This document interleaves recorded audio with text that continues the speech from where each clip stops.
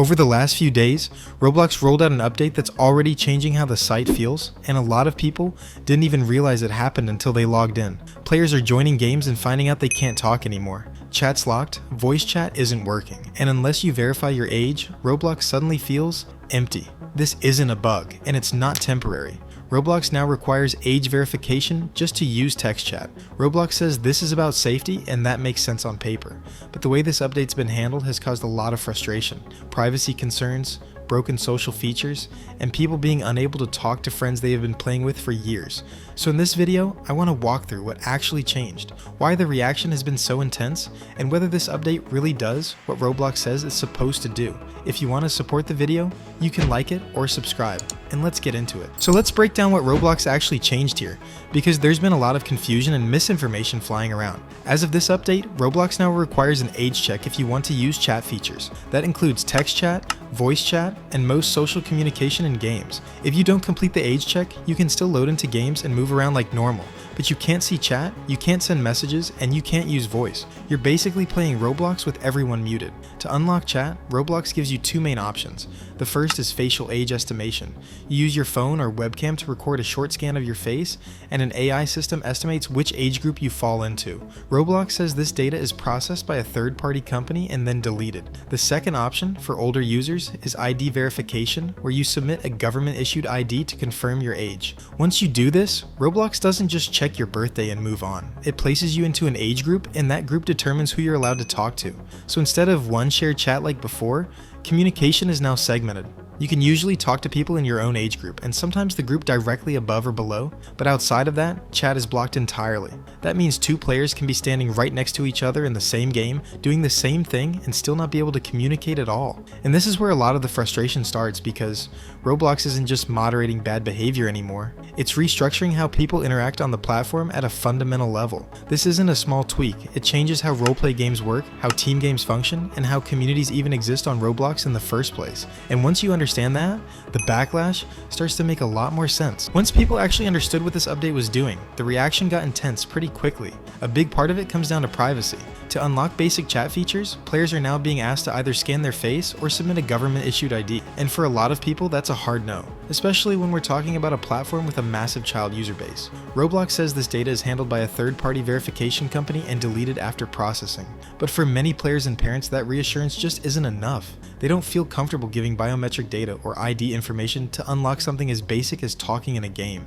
And even beyond privacy, there's the issue of accuracy. Facial age estimation isn't perfect. People are already reporting cases where the system places them in the wrong age group, which can instantly lock them out of chat with friends, partners, or communities they've been part of for years. Some players can't re-verify at all because they used a parent's ID years ago and are now stuck in a mismatched age group with no easy way to fix it.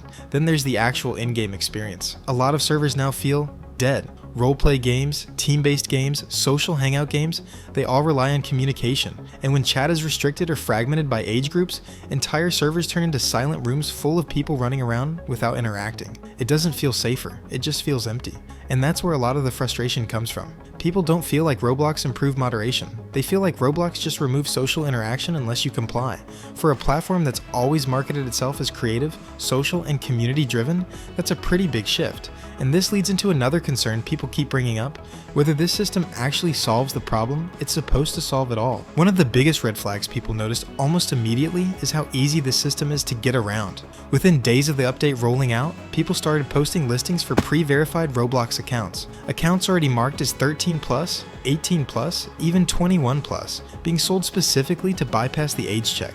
And that creates a pretty serious problem, because if someone really wanted to abuse the platform, this system doesn't stop them. It just adds a paywall. Instead of lying about your age like before, now you just buy an account that already passed verification.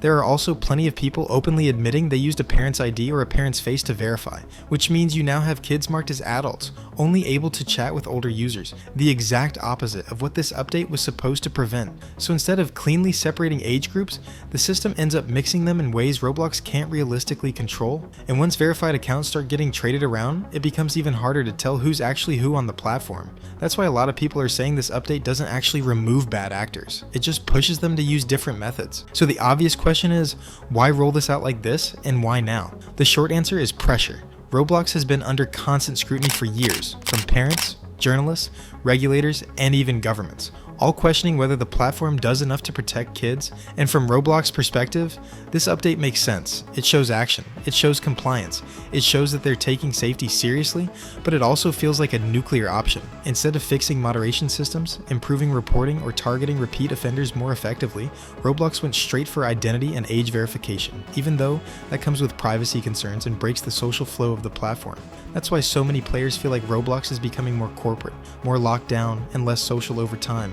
Not because safety doesn't matter, but because the solution feels rushed, blunt, and poorly thought through. At the end of the day, this update isn't the best as it really screws over a lot of developers.